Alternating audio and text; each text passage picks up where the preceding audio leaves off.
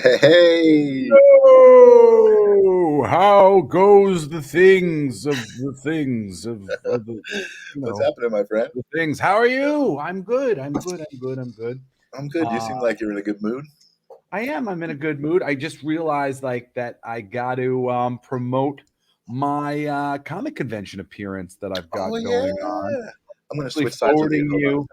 Yeah, I'm actually forwarding you a email that's got like a little like image of me and an image of the thing that we can like put up later so we can show people Okay, um, cool.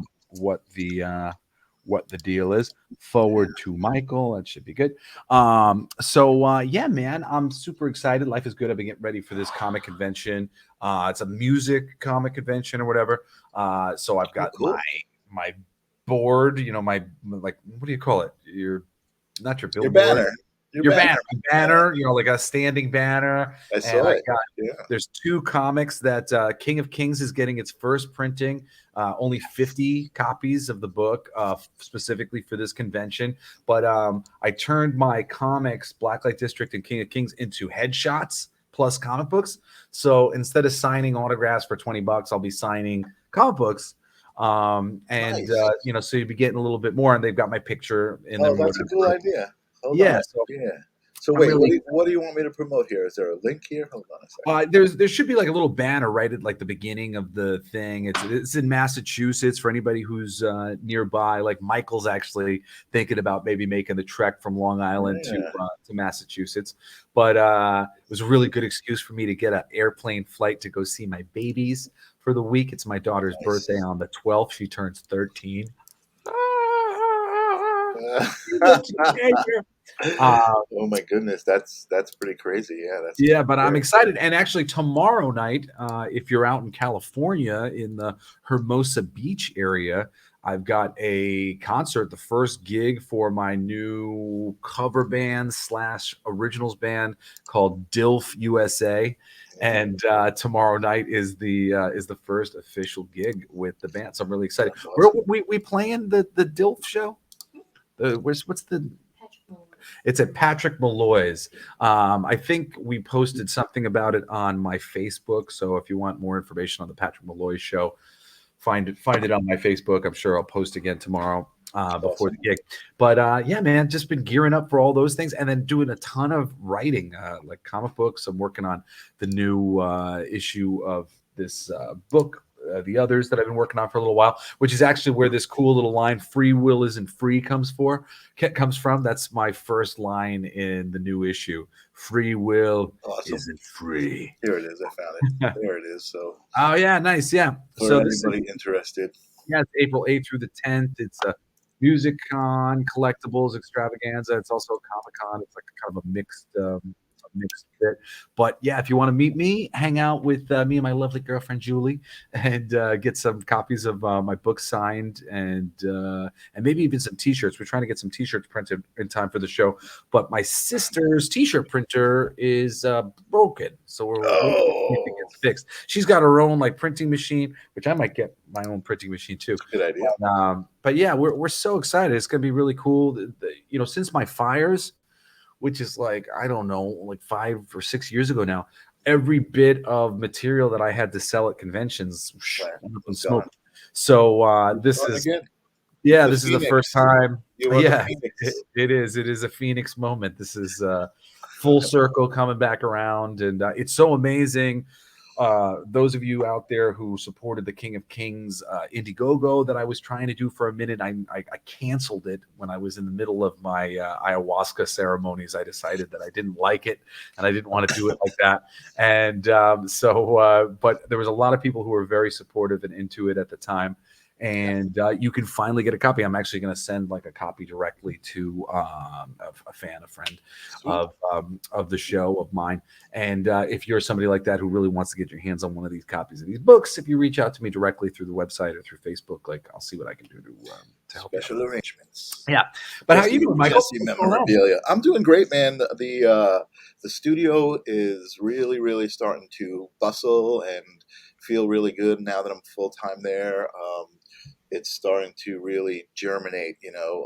Feeling like wanting to sell the services and like just getting involved heavily with everything.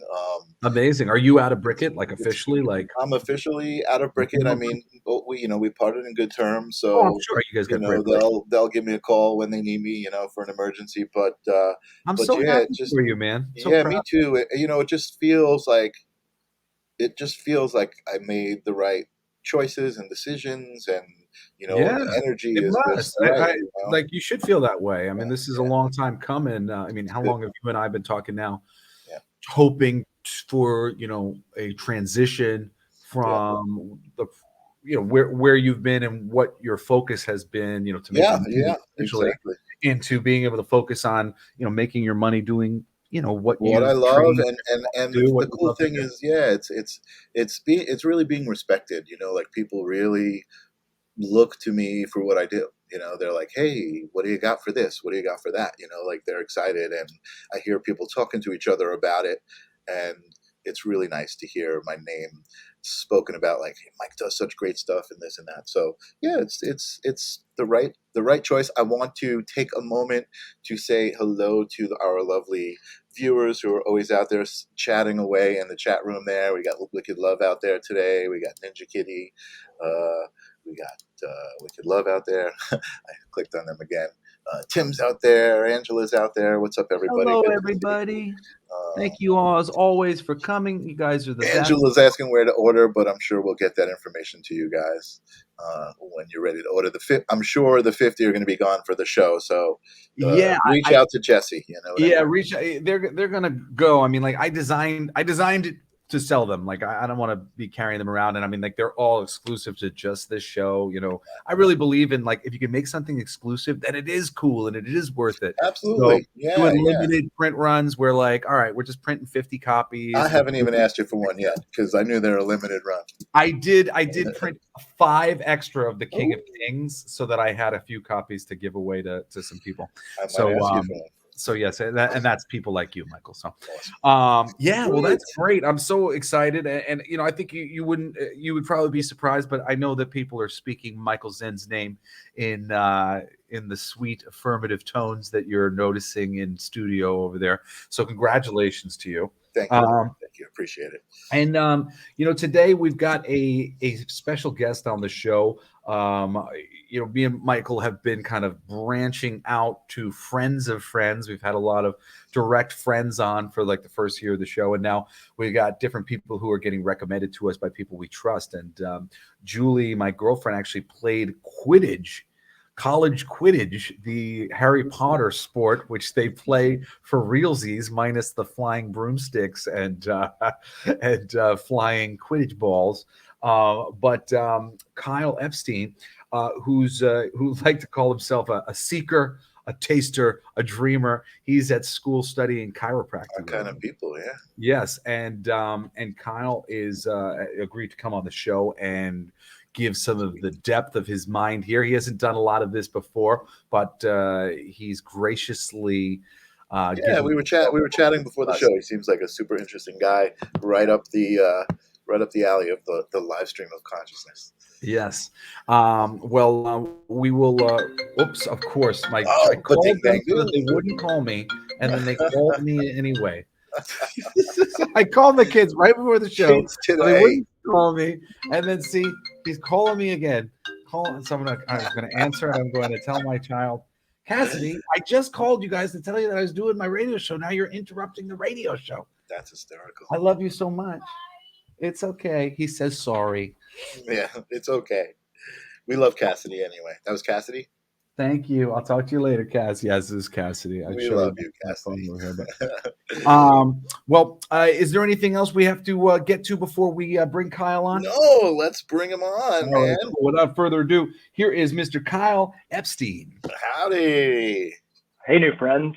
I'm a seeker, taster, dreamer, but I'm also a keeper, number 11 on your Long Beach Funky Quaffles Quidditch team. Nice. A little shout out to Julie back in the day. Yeah, we played at the national tournament. We qualified and played the national tournament together, and they're actually playing the 15th version of that this coming month at the end of April in Salt Lake City. So Yeah, Quidditch is still alive. Some of the Quidditch players, teammates, have been trying to call Julie back to it, and she's trying to drag me into it. So, you know, I'm certainly willing to check it out. I'm a football player myself, and she says that that's a good previous sport to be engaged in to join into the Quidditch. Oh, wow. Yeah, Football's like there's a lot to love about Quidditch, and one of the things I love about it is the physicality. It's a pretty good game. You get to wear your mouse guard to play that game. Yes. Well, thank you so much, Kyle, for coming on the show. We're going to ask you the same questions that we ask everybody, basically, you know, and our answers, our questions then will change based on what you've said. But to begin, we would love to know, what is your individual definition of consciousness? It's such a big, beautiful question. Thank you. Yeah, thanks for having me, and thanks for asking. I've been, in anticipation of coming on the show, I've been exploring a little bit of that myself, a little bit more and a little bit more. I think what really resonates with me is consciousness is a waking up. It's a waking up. And I used to work at a summer camp with kids. I've worked with kids most of my life, whether that was teaching in schools. I taught abroad in China. I've worked at this amazing summer camp, Camp Augusta. Oh, cool. And I see the kids, and they are in a more dreamlike state of consciousness as your child. And as you grow and learn and things kind of like wake you up, you begin to have a different experience of the world. And the dream of consciousness of the children is so beautiful, but it's also something that I'm continually waking up from myself. And I think before the show, we were talking about your experience with different substances that have been, say, consciousness expanding. And I've had experiences similarly. I really like that waking up from a dream, waking up to the realities of the world, and playing with that has been really big for me. I also was really intrigued by the idea that there's matter in the world. Like, I'm made of matter, and this table is made of matter, and matter is just condensed energy, but energy is condensed consciousness. And the real fundamental, the bottom of the structure of the universe is consciousness. And then everything arises from that. I really like that. And I would enjoy playing a game with you about that, like talking about it and exploring that. Those are my answers for now. Well, that's really interesting. I've got some interesting things to say about that. It just to build on what you're saying. I mean, one, it's so interesting. You know, there's a great book. If you've never read it, I recommend it to anybody. It's called The Power of Now. And the very early realization that the author has at the beginning of the book is just sort of like, he says something to the effect of, like, to himself, he's like, I can't live with myself. And then he's like, who is it that I can't live with? And, you know, it's this idea of this observer, this disembodied kind of quiet perspective that everybody has, where, like, we're the ones, you know, Jesse, let's say, is the one who's talking right now and actively interacting with, you know, his friend and his new friend Kyle. But there's an observer within my mind that is listening to everything that I have to say, is watching you nod your head, checking out the background of his room, is just kind of sucking in all the different things that are going on. And, you know, I've really come to believe that but I know that there's this infinite space between everything, because, you know, everything can be cut in half and cut in half and cut in half and cut in half. And you just have to keep zooming in closer and closer and closer to get the perspective that you need to cut distance and cut distance. And basically what that proves is that there's this infinite, almost vacuum that's between not just every person, you know, my microphone and my light, you know, there's all this distance, but every molecule of your body is surrounded by infinite distance. Even the nucleus and the electron that's going around the nucleus, like the space in between, though you may think of it as a little, it's infinitely expansive. And what is that? It's this infinite empty space. And could that be viewed as the observer that is inherent at all times, is there, within all things? And, the other thing I wanted to say specifically about what you're saying is that change, the children's perspective, because I find myself sometimes, I don't want this to sound like a compliment, but like I know too much, and like I want to go back to the time when my consciousness was smaller and my perceptions and the things that I was considering and evaluating were less. There was a moment where I was very innocently walking around, just sort of enjoying the show that was all around me. Like it's that Aesop is his cave, where you're in the cave and you see the pictures on the wall. I think but that's Plato. Yeah, Plato's cave. Yeah, what I always forget who it's attributed to. There's this great image that I always see in my head, the shadow puppets, on the wall. And what's really going on is the thing. What's creating these shadow puppets, and that's like behind you in this, like something that you can't see. And that to me is like that jump when you start to figure out how the shadows end up in front of you, how the show is playing out. What are the mechanisms that create the universe that you're in? That's that higher perspective. And it is on many levels, it's a wonderful thing to wake up to that reality. And on other levels, I believe because so few people are awakened in the way that we are, it can be very frustrating sometimes to be living in this expansive consciousness, knowing that we're all one and we're all related, and that we should be kind to one another, and we should be trying to lift each other up. And there's no need to have any ego about what you do or what he does, because you're me and I'm you, and good things for you is good things for me. And, one hand washes the other. It all works out. But when you're feeling that way and you're recognizing that the world around you is still judgy, is still, living with a lot of doubt and a lot of separation and kill or be killed, and like there's not enough to go around, this like sort of poverty consciousness, it's sort of strange for you to sit here and be like, I'm going to give everything, and then other people are like, well, great, he's an idiot, I'm going to take everything that he gives. And then you start to go, screw it, man. I wish I didn't even know these things so that I wouldn't be living in loss, I got to say, it's interesting what you were saying about going back to when you were a kid and you were almost like you knew less, because I feel like it's the opposite. I feel like as I become more conscious, I know that like I think this is what you're trying to say, Kyle, is like babies are born pure. They know everything. They know not to worry about stuff. They know like everything is going to work out. And as you grow, you're just like, you're layered on with these things. You've got to be somebody. You've got to make a living. You've got to, be better than other people, or all of these kind of ideas that you're given on what you're supposed to live up to certain standards. Right. So I feel like when you're a kid, you almost know more. You know everything. You know what I mean? And it's all covered up and like, no, that's not the way it is. That's not the way it is.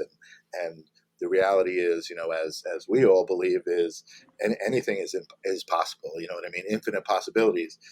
I also love that conversation, Jesse, that you were talking about the infinite space and how everything gets smaller, because when you think of infinity, or most people, or I did until recently when we've had these conversations, you think of everything expanding outward and going forever, and that's infinity. But if you think the true meaning of infinity is everything goes outward that way, but everything goes inward that way as well. And it's almost like that's what that little figure is. When it hits the middle there, it's like it just starts going back out again. You know what I mean? It's like, yeah, that's awesome. I love visualizing that stuff. Yeah, you could say that there's like a certain an innocence that is inherently known, and it's known deeply enough by children to live and to act and to move life forward.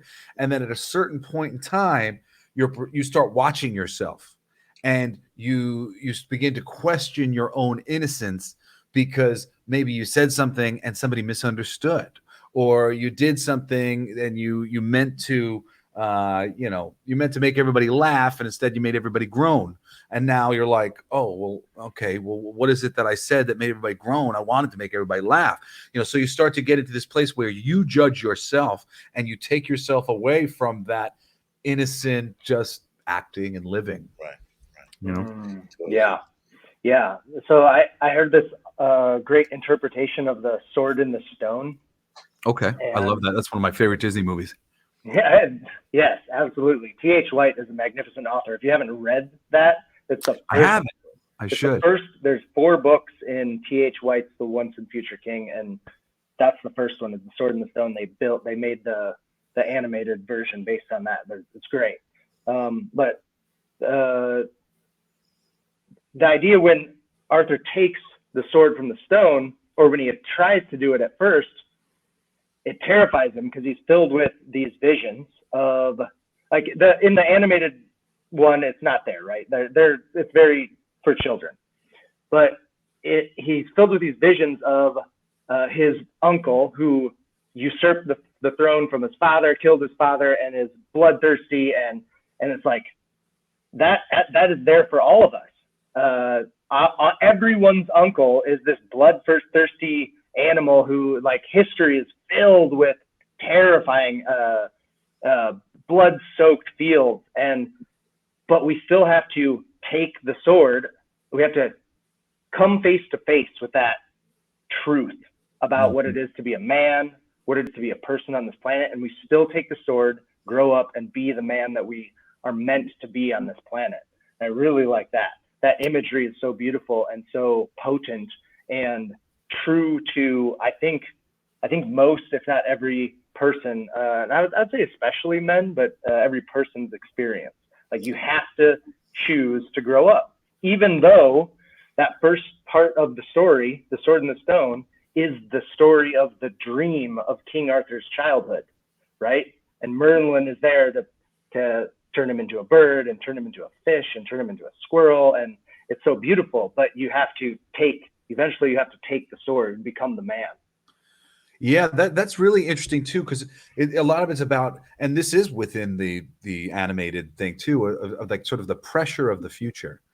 That, like, in the future, I'm going to have to rise to the occasion. I'm going to have to do all of these very adult things that are scary to me and frightening. You know, there's a similar scene that I think of in relation to this in Dogma, where Chris Rock is talking to the girl who, I forget, you know, she's basically telling him about Jesus and how Jesus disappears in the Bible for 30 years because, like, what do you think would happen if you were told that you were going to have to go through all this ordeal and that you were going to be tortured and sacrificed? It's a really heavy thing to yeah. And you know, and I think people like, you know, myself, and I can't imagine I'm alone in this. If you're somebody who's a real overachiever and you look around and you see that there are people who are having a certain effect on the world, and you decide that you would like to have a similar effect. You know, for me, it was Jim Henson. I felt that Jim Henson made me feel better about being a creative person. He made me feel better about what it was I wanted to do, and really crystallized for me what I wanted to do, which was make people happy. And, you know, that became my, you know, sort of my battle cry. A famous quote of Jim's was saying that he hoped that the world was better because he had been here. And that was it. You know, I was like, I want the world to be better because I was here. But that's a pretty tall order. The moment you sort of subscribe to Is it though? Is it? Like, because you can make the world better for people today, right now, in this moment. You're doing it right now with this podcast. You do it in your relationship with Julie every day. Like, you set the bar really high. You set the bar really high, right? Like, I want to change the world. Yeah. But here's a concept that I really love: the ripple. I tell him this all the time. You make one person's day better. That person goes and makes another person's day better. They go and make another person's day. You ripple out that moment ripples out into the world and changes everything. We've been talking about that a lot, about how everybody at every moment always has the power to affirm the existence of another. and that it's always welcomed. It's always a kindness. It's Just with a always smile. empowering. Yeah, to smile at All you somebody, to got to do. compliment somebody. It's absolutely true. But I think these things can be, well, especially when we live in a very results-based world. So if you set out to like do a certain thing and you find yourself impoverished or hamstrung in some way, I think it's easy to go, oh, I can't do the thing that I'm supposed to do, but it all encapsulates into that same kind of notion of this big future that we're supposed to have. And, I think it's very relatable for people. I think everybody puts a certain amount of pressure on themselves, even when it's selfish pressure. Well, that's what I was saying earlier. Yeah. About you've got to be somebody, you got to do something with your life, you know what I mean, kind of thing. And it's not that those aren't good concepts. It's just the way I think it's presented and the pressure that's put on you in how you're supposed to do it. I'm still doing those things, but like so much freer now than ever before. I'm not bound to what other people think of me. You know what I mean? I'm not doing it based on the response that I'm getting. I'm doing it based on what's coming out from inside. You know what I mean? That's a great way to look at consciousness too. I really like it's a way to perceive. So you can choose kind of the window or the perspective that you take on the same event. The same event is I need to provide for my family, but it could also be I have the opportunity to be a creative mastermind in the world, and I can give my whole self to this, and I can get rewarded for it, and I can have a family and like raise them up the way that is inspiring to them. Like it can be switched from pressure and challenge and difficulty to an obstacle, but still something that brings the best out in you. Yeah, that's what I'm feeling about the studio that I'm working at. It's like, I feel like it's giving me the opportunity to really do all the things that I do.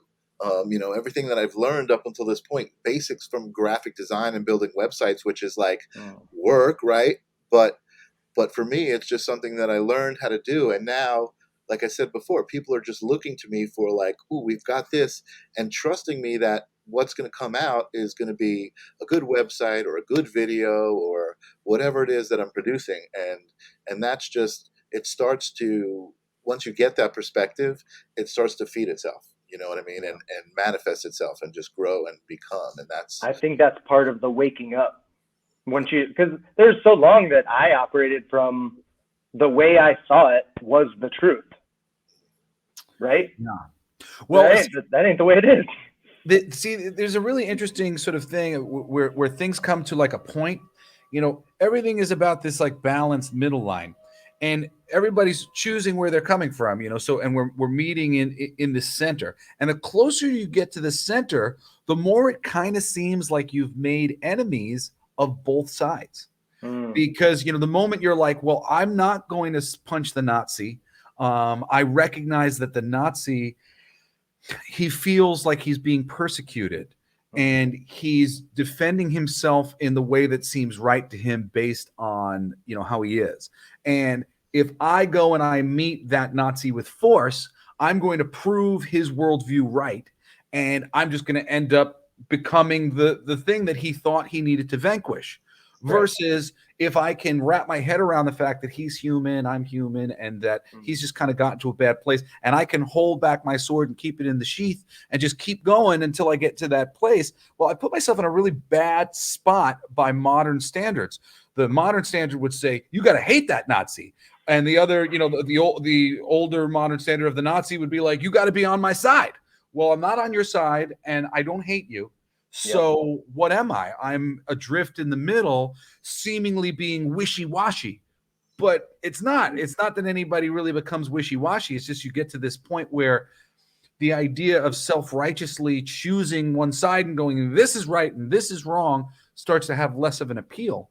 And you start to go, well, wait a second. What I really want is progress. And I don't think that any sort of judgment in any arena is going to get me to progress to where I want to go. So I have to start to relinquish that stuff and become a more, somebody who's willing to kind of listen and hold their ground before jumping to any sort of conclusion of like, all right, time to go hit that guy in the face. Enough is enough. No, like it's just, you kind of keep holding so that action, the explosive reaction of right and wrong, never actually takes place. Not specifically talking about any events that occurred this week. Well, it is a good, it is a good simple. It's really fun. I like Russell Brand. Everybody was talking about Will Smith and Chris Rock, and of course, we don't need to talk about it too long. But it was lovely listening to Russell Brand talk about it because he never took a side. He just said, I can understand why that's Russell if Brand. you had alopecia, that this might be something that hurt your feelings. I can understand why. Somebody might feel like they have to stand up for their spouse. I can understand why somebody would find it really egregious while they were doing comedy that somebody would get up on stage and hit them for a joke that they said they were just doing their job.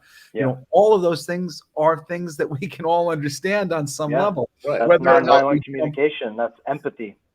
Exactly. Connection over right and wrong. Like yes, connecting to people. Exactly. Real empathy is not going, well, Will Smith hit somebody, so I want to hit him back. Well, that's when you've been compromised now, and you're allowing the terrible, sad moment that was. It's a sad moment. A joke was told. Energy. What was the ideal? The ideal was Chris Rock told a joke, and everybody loved it, and everybody laughed. And a whole nother perspective is look at how much airtime they've got, and there is no bad press. And there's 10 different perspectives you can take on it, and are any of them right or wrong? Well, I think the biggest thing for me is all of these things that are happening, and it's, I guess, a good little segue, are making people think not only about, like, I think first is knee jerk. People are like, well, I'm right and you're wrong, but then I think people are actually realizing, wait a second, everybody's got an opinion, and maybe there is no right or wrong. Why am I right and why are you wrong? Why do I get to say who's right and wrong? You know what I mean? And not of course, I think there are a lot of people who are stuck in old paradigms who wouldn't even think of saying anything like that. But I think there are a contingency of people like, us here and the people watching who do greet people with open arms. Angela said, greet everyone with open arms. You know what I mean? And of course, it's scary to think, oh my God, this guy's coming at me with a knife. Why would I greet him with open arms? But again, perspective. Maybe nobody ever has responded to him that way, and he'll stop and be like, oh my God. See, so it's funny that you say that, because so this comic book that I'm writing, essentially for me, the thrust of it is trying to teach people. Is trying to point to the polarity that can't be resolved because it's a paradox, and that in the middle lies the truth. But when you don't see that middle, you don't see the truth. You just see, how the hell is this ever supposed to resolve itself? All these things are opposing. So at the beginning of the book, there's this narration that says, free will isn't free. The curse of consciousness, free will, is paid in sin, is paid in choosing occasionally to do the thing that is self-serving. And it says, thou shalt kill or be killed. And this is speaking to what most people tend to think. We tend to think, well, if I don't kill, if I don't defend myself, if I'm not strong, then I'm going to be made, strength will be worked against me, right? And it says, you are responsible. You are to blame. Not even God can interfere with choice. And that's the little intro to the book, and what it's really all trying to point to is that notion that this 1-2 answer, it's all your fault, and it really, what are you going to choose? Well, if both of these answers are wrong, there's got to be another choice, and that's essentially what we're going towards, where we're working, from it in the comic book, and we will eventually, hopefully, expound that answer of balance and changing the conversation, changing the paradigm. But I think it's something that everybody needs to know. And you're right, I think, Michael, in an instance like this, when it's being, like, let's get 100 different celebrities' opinions. At a certain point, I think the audience, the people who are viewing those 100 different opinions, goes, opinions are like assholes. Who gives a shit about the damn opinions? This is awful. This sucks. Wish this wasn't the case. Obviously nobody, everybody likes Chris Rock. Everybody likes Will Smith. Like, both of those people have provided me me with hours of laughter and enjoyment in my life. So do I really want for either one of them to be wrong? Do I want there to be a conflict between these things that I like and I enjoy? Of course not. And do I really want to spend a lot of time and energy seeing them be flogged, seeing them taken down? You're bringing up a good point, because it's like, it's almost like another realization is they're just humans. They're Yeah. just human beings. You know what I mean? They're subject to the same frailties that we are, and here they are in this forum to all be congratulating each other and giving each other awards, and they're broken down to this thing. And I know nobody's seeing it that way. I just, all of a sudden, that popped into my head as you were talking. Nobody's seeing it that way. Everybody's, got this judgment and this filter and this way that they want to interpret it. But again, I think these moments are amazing. The time that we're living in is amazing. It's very difficult, no doubt. But I feel very confident, and hopeful for humanity in general. I feel like, yeah. Michael, it's the hard that makes it great. Yeah. Is it hard? Good. Yeah. Jocko Willink, right? Is it hard? Good. Yeah. That's what it's going to take to wake us up. It's those moments that are like, wake up, wake up. Exactly. So, Kyle, I feel like Jesse and I are dominating the conversations, but there is another kind of segment to the show which is focusing on you, and that is really kind of like, obviously, we're on similar pages, right? We've read through a lot of the chapters, and we're at that point in the book where we're like, oh yeah, you're almost there. But what got you there? Like, the other part of our question is, there's usually a moment in time or an event or something that happens that brings someone to consciousness or to wake up and realize the world is maybe not what they thought. You even mentioned that earlier. Is there a story behind that, or And there is. Who were you before that moment? And that's really what we love to know. Who were you? What happened, and who did you become, and what sort of path are you on now, thanks to that change? Yeah. And please give us the long version of this story. Oh, yeah. Take your time. Thank you. Tell us. Yeah, I think it's a long series of continuing wake up moments. I think I'm still experiencing them all the time. I'll give you the long version. Oh man, that's funny. My earliest memories, sincerely, are looking out of a stroller. My grandfather died when I was 5 years old, and I have so many vivid memories of him playing in the attic, walking behind the tiller in the garden, going down to the river behind his house, taking care of him when he was sick. Christmases, like I have so many very young, wonderful childhood memories. I'm watching you experiencing them at the moment. It's very cool. Yeah. Very cool. I remember the feeling of going in the attic. I remember the taste of eating cat food when you're very, very young. That whole walking into the doghouse, getting into the doghouse in my grandparents' backyard. I just remember all of this. And for me, there's maybe it was Grandpa Jim dying when I was 5. That was my first mini wake up, right? And then it became little moments throughout school experience, getting in trouble or having a really hard time socially, where I'd come home crying because of bullying or because of just whatever happened. Then there's just little moments where I wake up a little bit more and a little bit more. And that went on for a long time. And that young man woke up and started to play with being a bully himself. So I became the bully, and that was my way of coping with, I didn't want to get bullied anymore. Fuck that. And so I started it's not something I'm proud of by any means, but it's something that I look back on in my life and I'm like, oh my gosh. You embrace it still to some degree, right? I mean, that's made you who you are, right? Yes. And some, now it's like I'm good at banter now. I can be playful and kind of like poke people a little bit in a way that elicits laughter and play back, and it's like it's not bullying anymore. It's become something different. Right. Yeah. Oh, well, like everything. Well, the intention behind it, yeah, the intention is different. The intention That's right. changes, and it's actually amazing. I find, like, I used to say the reasons why you love me are the reasons why I may annoy you. Like it's the pointed aspects of ourselves which will develop into unique personality traits and unique individuals because of the way they operate. But it can also create other things that make it kind of less appealing. I really relate to that idea of like becoming the bully, because I fought a long time with I'm naturally very egoless, even though like I've been sort of directed towards being an in front of the camera type of person. Like, I get on stage and I sing and but these were very difficult things for me to do.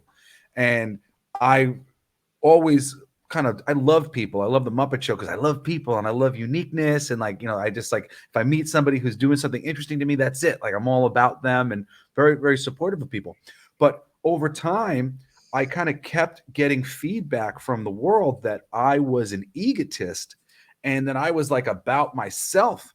And it was confusing to me because I had basically a little bit of like Asperger's mixed with my ADHD or whatever. And so the way I was trying to tackle the world was I was coming off a little too big, a little too much energy. I have a lot of energy and people were feeling like I was taking up too much space. But it killed my ego that people were accusing me of having an ego.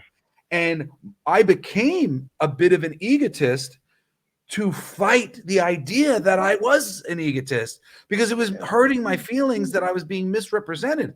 And then when I came full circle trying to break down and understand myself, I went, this is ego. This is an ego response to be hurt. What is hurt? Your ego is hurt. Your ego's hurt that you really want everybody to know that you care about them and you love them and you're about them. You're about the group. You're about the community. And hearing that that's not how it's coming across is compromising your ego and and it comes back around to that whole, you got to decide that it's about what you know and what you feel and what you're doing and not how other people are reacting and responding. But it's very easy to become the thing that you were fighting against or become the thing that was fighting you or hurting you to, compensate. So what happened as that went on? When did you make the conscious change to, become funny instead of a bully or whatever it was?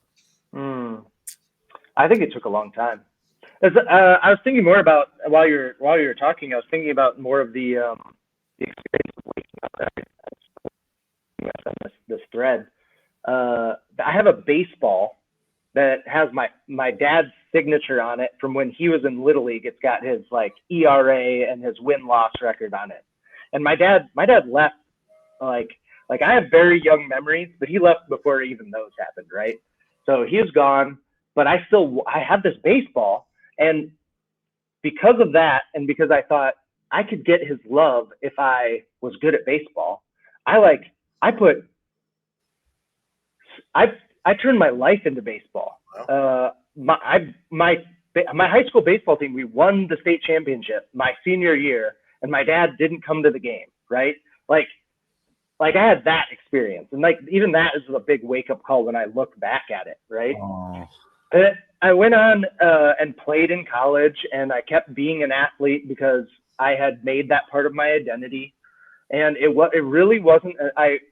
I coached baseball for a really good high school, and I left in my third season doing that in the middle of the year to go I got invited to do a transformational training on the West Coast. It was called WorldWorks, and it was a absolute smack in the mouth wake up call designed, like this program, this week-long program designed to elicit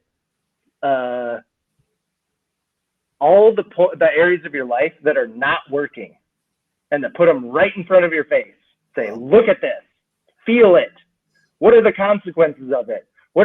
what are the prices you're paying? What are the prices other people are paying? Look at it. And it was like, I was 25. It blew everything apart for me. And then after they show you this, they say, but look what you could be doing. Look at the difference you could make positively if you chose a different perspective, if you chose to show up as the man that you could be. And so 25 years old, I had just gotten laid off from my concrete construction job, and I moved to Southern California. I eventually met Julie and played Quidditch, but it was like a bunch of little things. Another thing that I did that was a huge wake up for me, I moved to China to teach. I moved to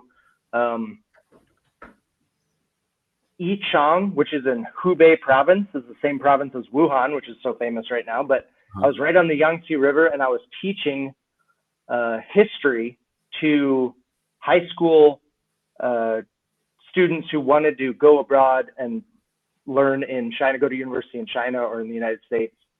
And I went there by myself, and it was like the first time I had gone out of the country was I moved to China.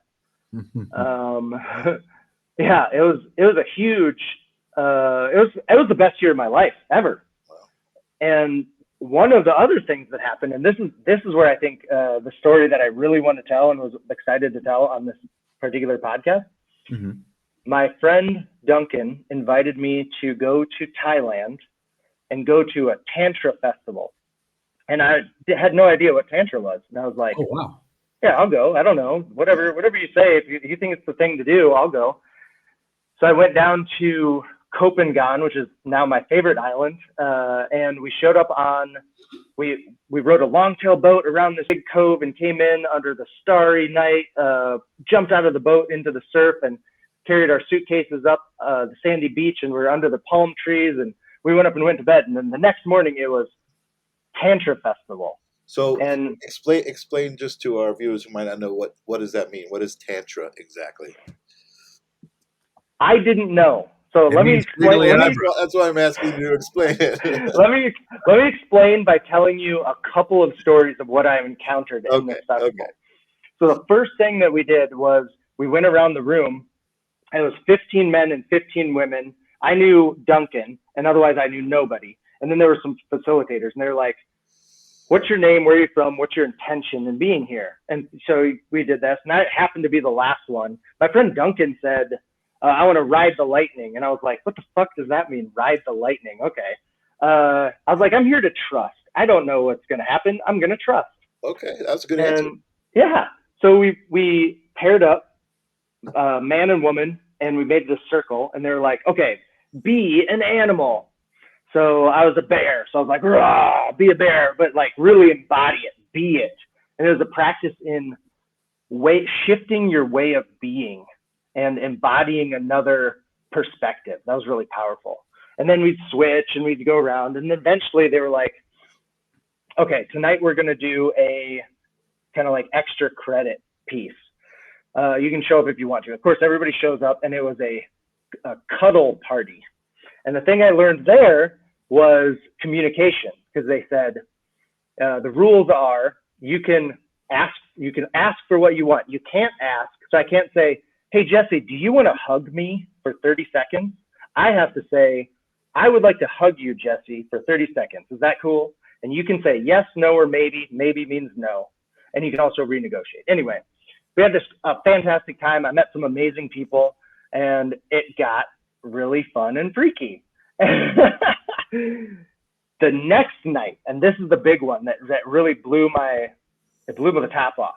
We did an extra credit partner meditation in the room with everybody there. And one partner was meant to sit perpendicular to the other and help like move energy around their body. Mm-hmm. And it was guided, and my partner fell asleep. And I was like, okay, I don't know, but that's weird. So it's my turn. I've never done anything like this. I've never done moving energy. And so like Reiki, you're supposed to kind of do Reiki. Yeah, similar to Reiki. Yeah. the facilitator says, okay, we're going to draw energy up from the earth into our first chakra, our root chakra. And I want you to draw a little tiny ball of energy. And I'm thinking like, I've never done this. I'm going to draw this big old ball of energy. So I draw this like giant sun of energy from the middle of the earth, and I start to move that around my body. And I started to experience like at each chakra, my body would light up like a level of a skyscraper. All the lights came on. I was like, what is happening? And it went all the way up. Wow. And then we moved it all the way back down. And I'm having this experience. And like, I don't know if you guys know about tetany. So I'd never experienced that. A little tetany in the hands where you do breath work and they get kind of like tight. Yes. Up. Where they like when I had my Kundalini awakening, which took me 2 days to do, my whole body went in and it was not comfortable. Because I had a lot of injuries at the time, and I can remember being in my garage and like my fingers, they like literally like were pressing up against my like because they were just locked in. Yeah. And I was so uncomfortable, I had to take myself out of it. And I decided, because like I was on the cusp of something, it was just meditation, but I'm like, I'm gonna go back tomorrow and I'm gonna figure out how to get through it. And I did. I had like a mantra of like, pleasure is pain and pain is pleasure, and I came out of it. But yeah, that's so I was experiencing that. I was experiencing that, and I was like, I asked my partner, "Oh, can you feel this?" And they're like, "Yes." Okay. So the facilitator says, if you wanted to continue this at home on your own, this is what you would do, and everybody kind of stops. And I'm like, I'm not stopping. I'm going to do what this person's doing. So I keep going, and I keep with the breath, and I'm moving my own energy now, and I'm like, whoa, my God, what's happening? And I put my hands down, root chakra, and then I was in shimmery blue light. Shimmery blue light. But I could hear someone screaming, and I could still see the room, but I was in shimmery blue light, and I realized it was me that was screaming. And not only that, my arms were out all the way to the side, like, and they were moving like, I can't do it. They're like, as fast as you can do it. Wow. And I'm screaming. And this goes on for maybe like 2 minutes, which is a really long time to scream and shake your arms. Yeah. And the facilitator ignores me for most of this time. And eventually she says, she asked another facilitator to come over and be with me. And this big husky guy comes over and he kind of stands next to me and just kind of watches for a little while. And then he comes down, he comes down, whispers in my ear, he says, Kyle, come back into your body. And I am like fully freaking out, but inside, shimmery blue light, like, whoa, this is amazing. And I hear that and I say, oh, I'm going to try that. I'm going to try to come back into my body. And really slowly, my arms started to come down. And really slowly, I started to get control of my breath. And he sat behind me and like cradled me into him. And I just like melted onto the floor with him as my little backstop there. And that was like, that moment rocked my world. Like I had no idea what I was getting into. And that was day 2 of this festival. Wow. And oh man. And it went deeper and deeper and deeper. And this was no substance ceremonies or anything. This was just all breath work and meditation. And wow. Yeah. Crazy. That's a crazy story. Awesome. I think what I learned from that is it's way easier to get there, Jesse. Like when you're trying to get there, I find it's almost impossible. When you have no fucking idea that it's even in the realm of possibility and you're just playing the game and going with it, it just boom, pop. I keep experiencing that with Julie. Like crazy. She's very naturally sort of spiritually gifted and kind of open to a lot of these concepts, but they weren't things that she was entertaining before she met me. So, when I like showed up and I am doing, I do tarot card readings and things like that. I remember the first day she grabbed a deck with a big old smile on her face, opened it up and started pulling cards. And then she's like, he keeps looking up going like, could you believe this? What?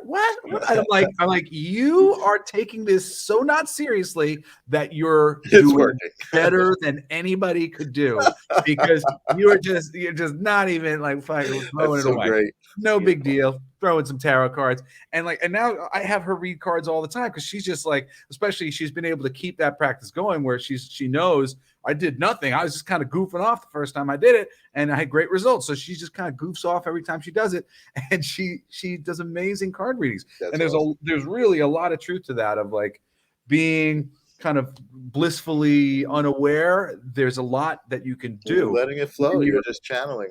Yeah. It's absolutely true. That's awesome. Yeah. So that was a big moment for me. And like I said, I keep having not as dramatic of experiences as that, but really powerful experiences. And usually, I feel like once you know, you kind of know, and then you become more aware of those little signs and what they mean. I'm sorry, I didn't mean to interrupt you, Kyle. Go ahead. No, absolutely. You're right. You become aware, and then you start to like, this is possible. This was not inside. Like, I love this one too. Like, your comfort zone, right? Where the magic happens. And it's like, that's it. You just gotta be out there playing in that world, and it's uncomfortable and it's scary, and it can be as much as terrifying, right? But it can also be like, I didn't really want to do this, but I'm gonna try it anyway. I'm gonna try it from the perspective that I have something to learn, and there's a possibility that there's something like really magical here for me. Let's just see what happens. Right. Like that has been such a gift for me. Totally. Because that's not something young Kyle was up for, or even. Well, you just said it. It's kind of knowing that those perspectives are out there. Like, wait a second, my perspective is cool because I exist within that perspective, but there are other perspectives, and it might be cool to exist in another perspective. Sometimes one of the things Jesse mentioned, I think a couple of weeks ago, and it kind of comes up again and again, is the whole idea of being open to what you were talking about earlier, Jesse, not hating the Nazi, but not not being the Nazi, you know what I mean? But the idea, what you were talking about is, if I went through what you went through, I would be you. You know what I mean? Like, so it's everybody's having their own perspective, and that's what shapes them. But understanding, wait a second, there are all these perspectives. I have this one, but I can have many.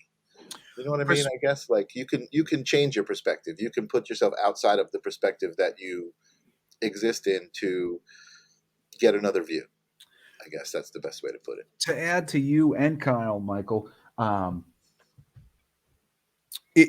for me, it was like discovering this additional sense that I had that was just sort of had atrophied because I'd never been told that it existed, to look for it, and so much. I had a meditation the other day where, and I think it was pretty powerful, a thing, I consciously tried to sort of tune into the harmonic frequency of the universe.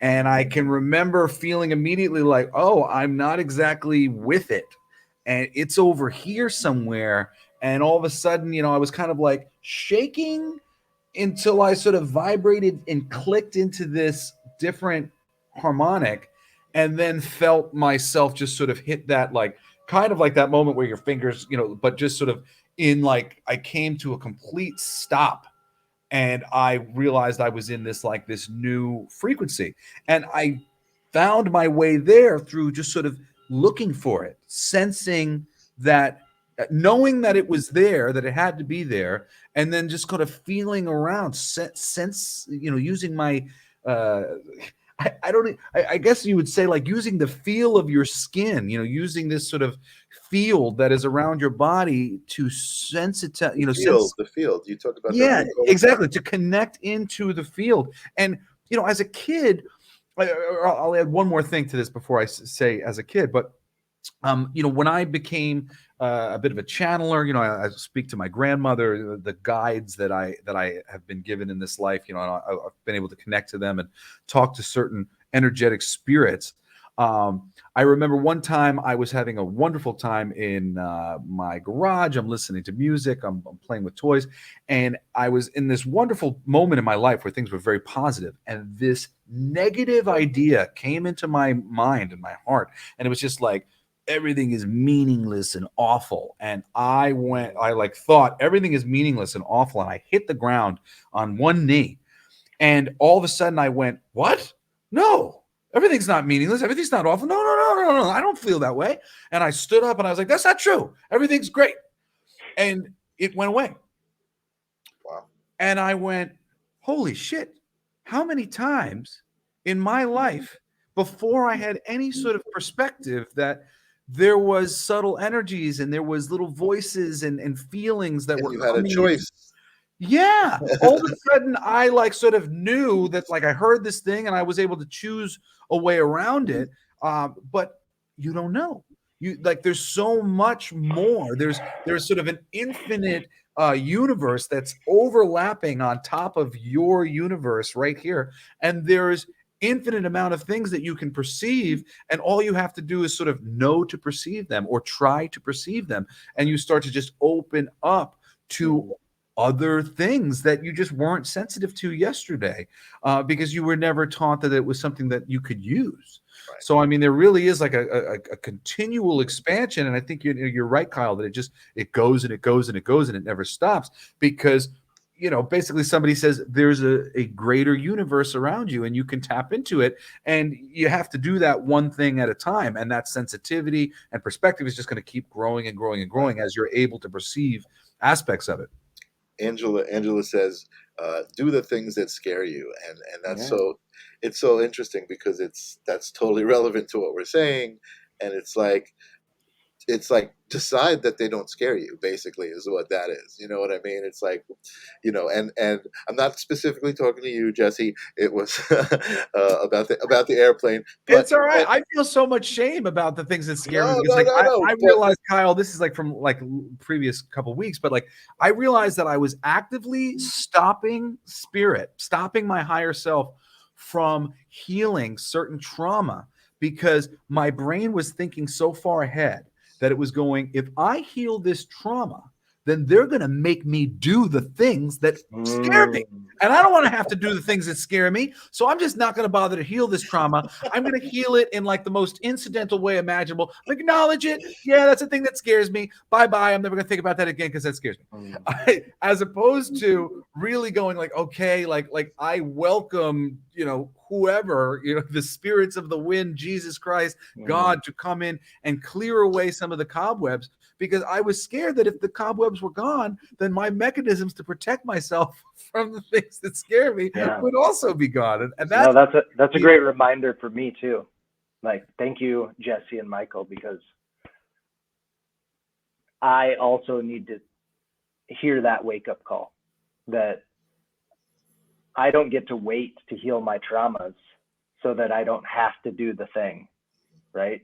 That's what you're saying. Yeah. Like, yeah, absolutely. Don't avoid, dive in, use the fear as a guidepost for the direction you're to go. Go towards it. Look at the elevator, slowly get closer to it. Exactly. And and why I was saying it's relevant is really, I was actually thinking of myself in what took me so long to leave Brickett and go full time at the studio, when I knew that that's where I wanted to be.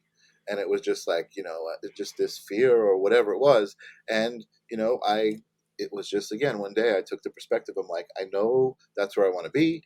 I know I'm respected there. I know I'm wanted there. I know I add value there. All of these amazing things that I was saying. And I wasn't like, those are possibilities. I was like, those are realities. You know what I mean? And it just, so I knew where I was supposed to be, and I'm there now. And it's also relevant to Janice. She's going through the same thing. She's just like not happy where she is. And it's her that's got to make that decision and take that leap of faith. You know what I mean?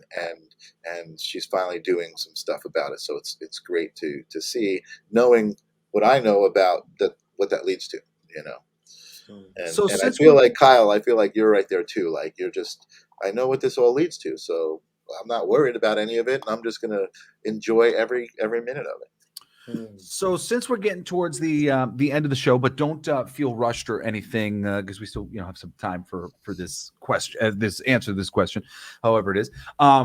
Coming to all these realizations, getting to this place of higher perspective, and sort of the depth of sensitivity, and what how did you redefine who you were going to be going forward, and where has that put you today? And where are you headed on your your road to being the living shaman that you obviously are? Oh my gosh, there's so many that, I mean, like, I could continually point at moments, heartbreaks, shocking understandings about who I am and where I've come from. Here's a crazy one that I want to choose. I get to choose not to tell this entire story, but I'll tell a little bit. 2 years ago, I found out through a DNA test that my father, who was on the baseball, was actually not my father. Oh my goodness. I just read a similar story, just like reading it online. You had that experience? Yeah, this is just a few years. Yeah, I mean, it's still happening, right? It's like, because I was like, oh, I'm 36. I don't have to worry about this. Everything that would have, if I had found out this, 18 years ago or something, I would have changed my life. I was like, so wrong. Yeah. This is a hugely impactful moment for me. It's changed a lot of not only who I feel and think that I am, but the possibility of who I can become. And it's kind of expanded it in a really beautiful way. And it's part of why I've chosen to jump into this new career and become chiropractor. And like, I am not going to spend my life working jobs that I hate to make money so that I can XYZ.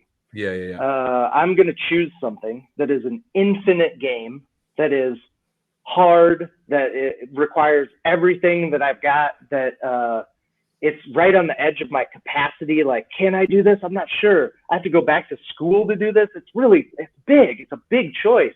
And I want to do it bad. So I jumped into coming back to school. I've been here for a year now, and it was the best decision I've made. I won't say it's the best decision I've ever made. I've made some really good decisions, but this is a really good decision.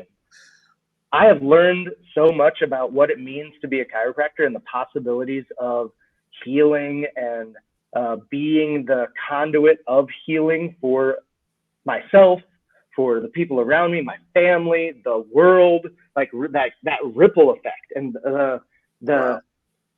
what I can create by choosing this path.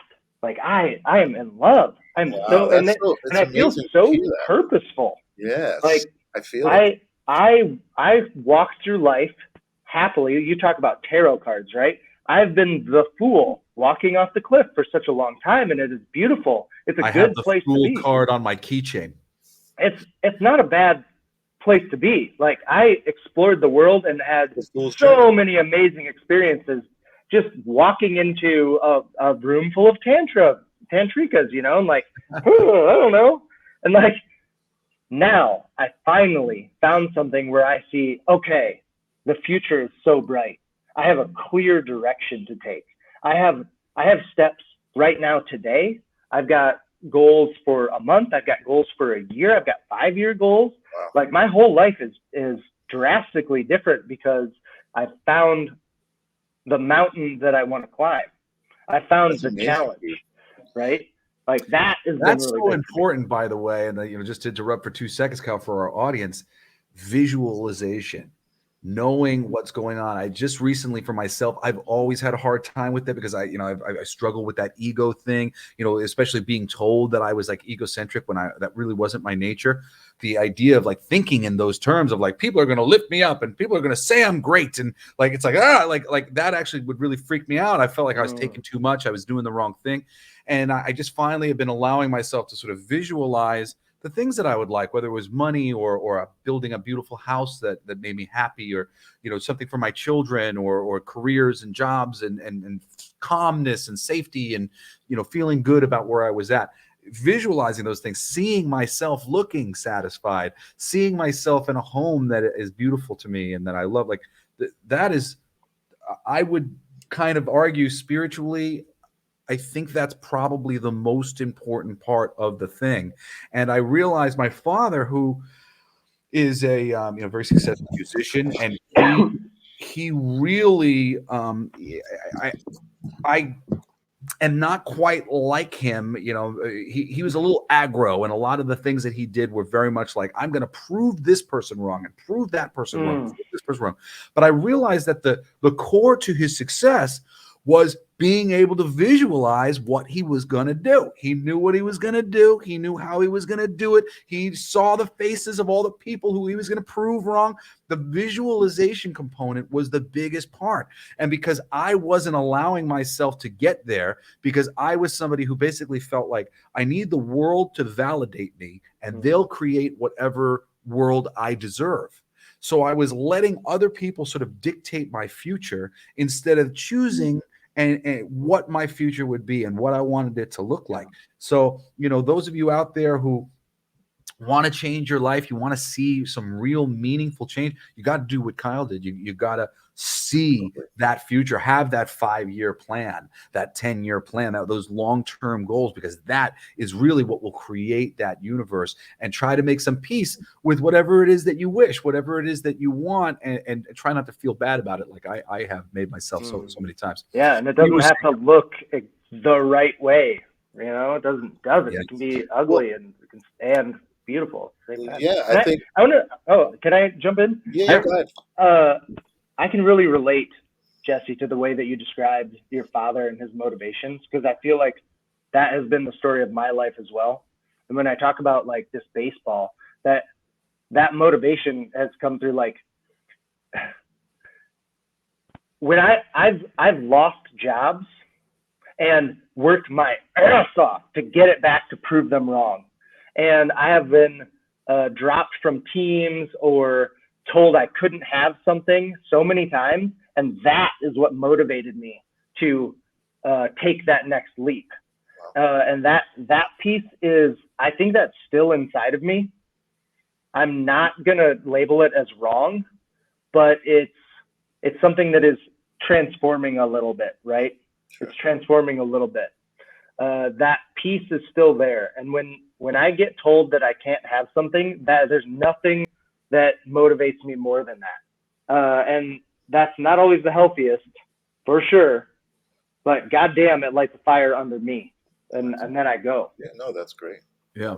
Oh, I've watched it work for, my father. I was having a conversation with somebody about, they're one of my bandmates, they were asking me like, with Twisted Sister, it's like, did they break up because, your dad became an egomaniac? And I was like, well, my father was a force. And because he was such a force, they became what they became. If he did not have that force in him, they would never have been anything. I blame the success of Twisted Sister on two things. My mother and her artistic contributions to Twisted Sister that have made them the visual poster child for, 80s rock for forever. She's so talented, and she designed the entire look of the band, and that really gave them a leg up. And, and my father is a very talented musician, but I don't blame his talent on his success, because there are many, many, many very talented musicians who are not so successful. What is key to his success was his mania. He was insane. And, and kind of the problem of like the downfall of Twisted Sister, even though, they eventually all kind of came back together, and they're good friends, to this day now. But for a while, what happened, honestly, was JJ and some of the other members of the band, they got on the other side of my father's mania. My dad was trying to write songs with them earlier in the day, and they kind of bullied him a little bit and made him feel like he was the youngest member of the band and he didn't have a lot of experience, which was true. And then he went, I'm going to show you mother effers. And he started writing songs and took control of everything that Twisted Sister was doing. And he ran that ball down the field, refusing to let anybody tell him he couldn't do it. So, it's like was there some amount of like ego that like hurt Twisted long term? Yes. But also it's that ego that made them what they were, allowed. A beautiful paradox. It's a beautiful paradox. We don't usually talk about your dad on the show. Yeah, usually look at this kind of stuff, but it was a very good example.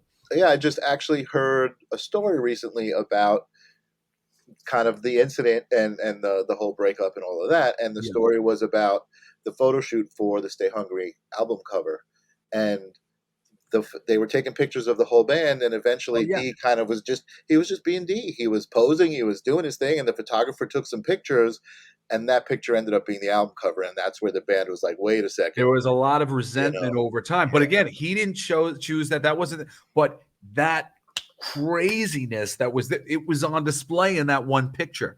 right. And so, a lot of these things, became an encapsulation of of all that stuff. And it is so neat how it's like, well, you can say that this wasn't the best behavior, whatever, but like if not for the driving factor behind that kind of behavior, there would be no Twisted Sister success story. So it really is. It's always this wonderful paradox and an interesting situation.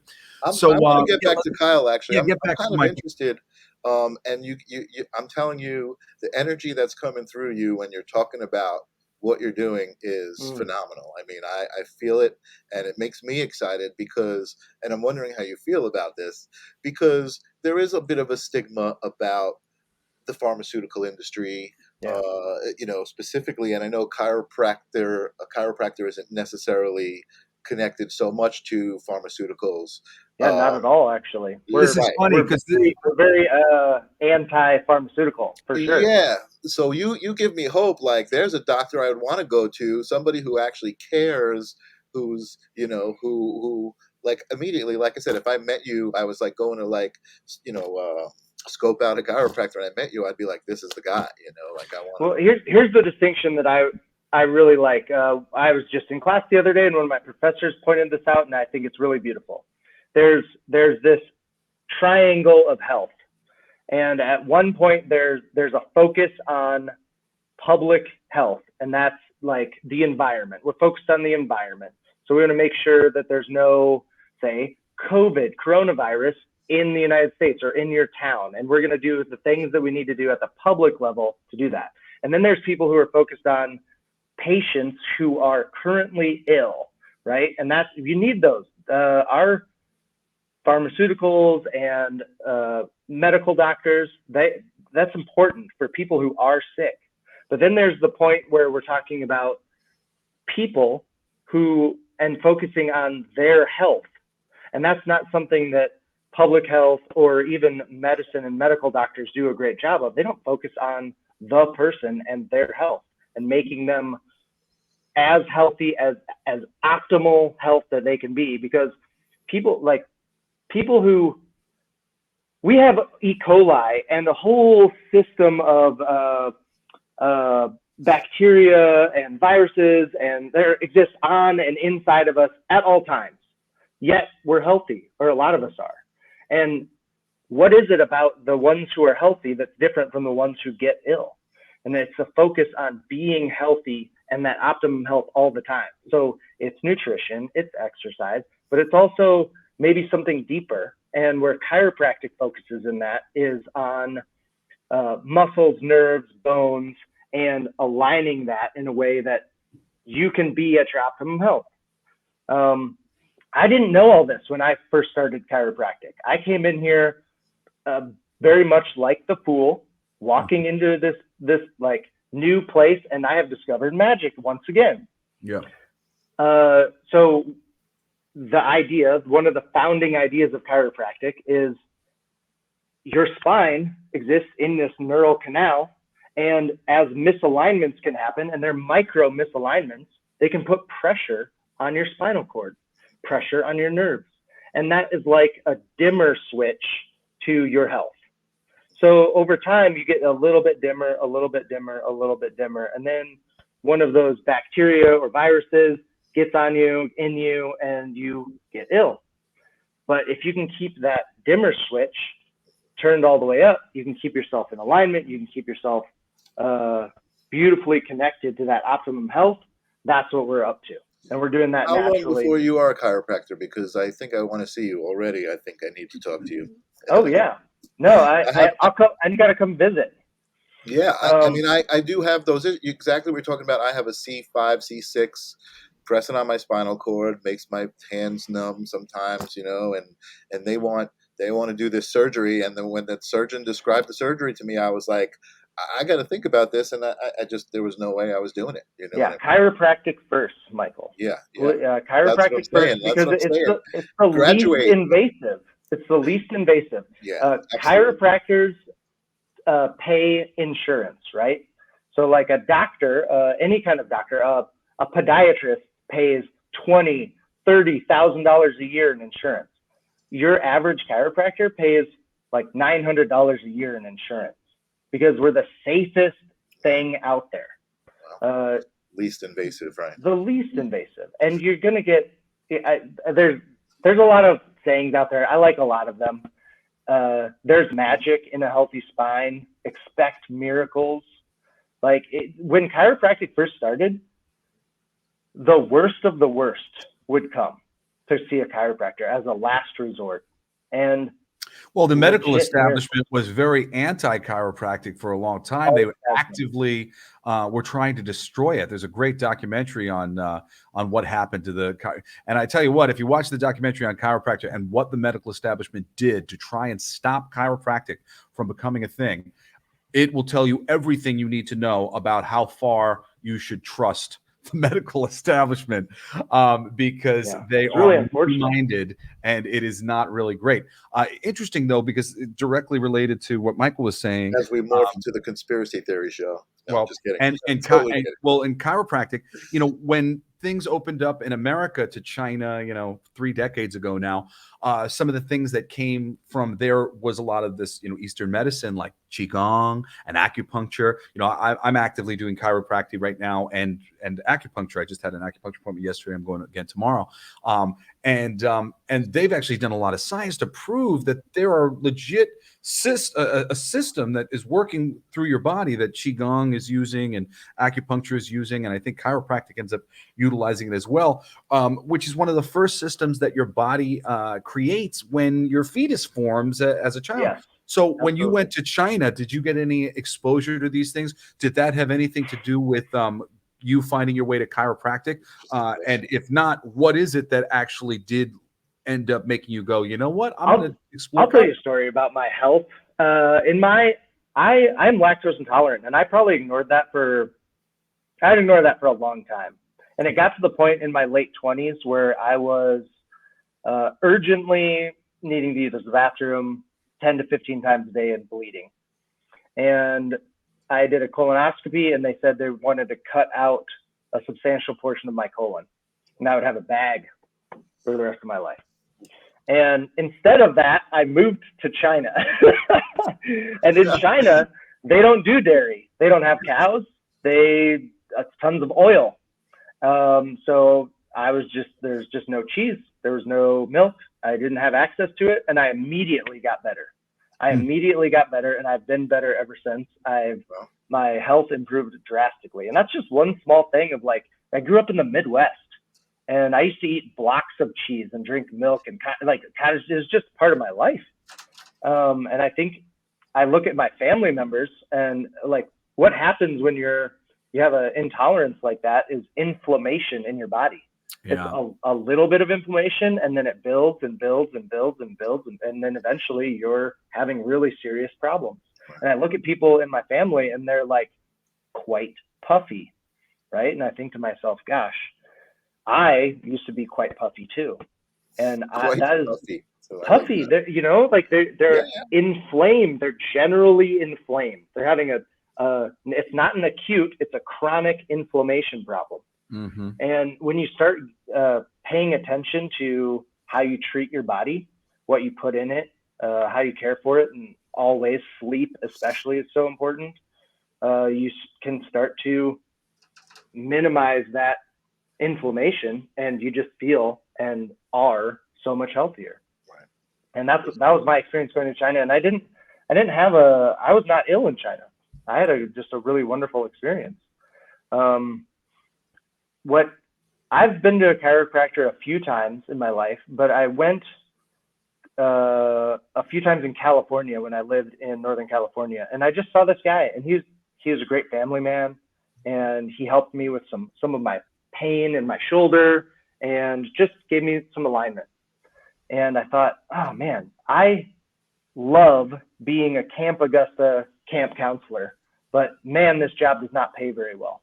What can I do that kind of aligns with my values, would be inspiring and challenging, something that I could start to play an infinite game and grow myself and help the world and get paid for it. You guys have seen that ikigai, right? That the 4 circles and where they overlap. It's like things you can do, right? Oh, like a Venn diagram. Yeah. Yeah. So my thing right in the middle, it just happens to be chiropractor. It's like something I'm super passionate about. Wow. Something that's good for the world. It's good for me. It's something I can get paid doing and get rewarded financially for, like, delivering excellence and helping people out. Like, oh, it's just a win in every way for me. It's, you know what I was just going to say, it seems like you're grateful about it. You know what I mean? It's like, you're just like, wow, thank God that's what's in the middle for me. You know what I mean? Yeah. And you know, it's interesting too, because like you said, I mean, it's not like you're a college kid. You know, you're somebody who's been through a significant amount of life, and you know, it's not normal for somebody to be like, hey, I'm going to decide at this point in my life to do it. And man, again, like I said, when you talk about it, the energy comes through. It's just really great to see. I'm wishing you the best, Michael, on that. Totally. Thank you so much. Yeah. It's a win, win, win, win, win. Just like it is having Kyle on the show today. So we've got a little longer than we normally go, but thank you. Oh wow, yeah, look at that. Engaging. But without further ado, thank you, Kyle, for coming on the show.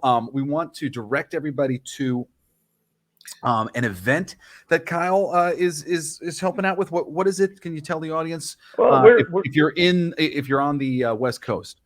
Oh no, I'm in Davenport, Iowa. Oh, you're in Iowa. Okay, I'm in Davenport. Davenport is ayahuasca. Ayahuasca. That's right. I knew you were from Iowa. I didn't know you were currently in Iowa. Well, check this out. The fountainhead of chiropractic, where it was channeled, no less, into creation by D.D. Palmer, was right here in Davenport, Iowa. And that was another thing that I'd found out. Maybe that's what you're connected to. Wow, is the school that you're going to in direct association with this is the Palmer School of Chiropractic right here. Wow, that's him and his son BJ and his grandson David, and this is the Palmer School. There's, like, all other chiropractic schools are founded by people who graduated from here. That's amazing. So cool. Yeah, so what is the event that you wanted to invite people to? Kairos Training Culture is putting on a seminar this weekend in Davenport, April 2nd and 3rd.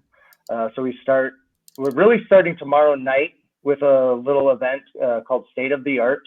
And then we're training our art. So the mission of Kairos Training Culture is to elevate the art of chiropractic. Chiropractic is a science, an art, and a philosophy, and we are here to elevate that art. So we're going to be training our techniques. We're going to be training our way of communicating this. We're going to be training how we can become the chiropractors that we want and that the world deserves. So we're doing that this weekend. If you are in town, you want to come check it out, it's $375. It's Saturday and Sunday. We start at 6 a.m.